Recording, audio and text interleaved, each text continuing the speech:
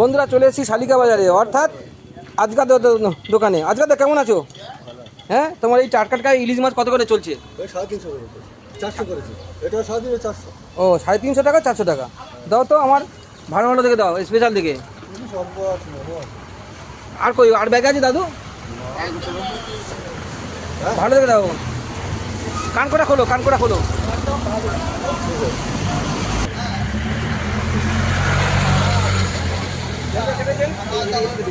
দাদু দাও তো ওখান থেকে, টাটকা তাজা বন্ধুরা ইলিশ মাছ।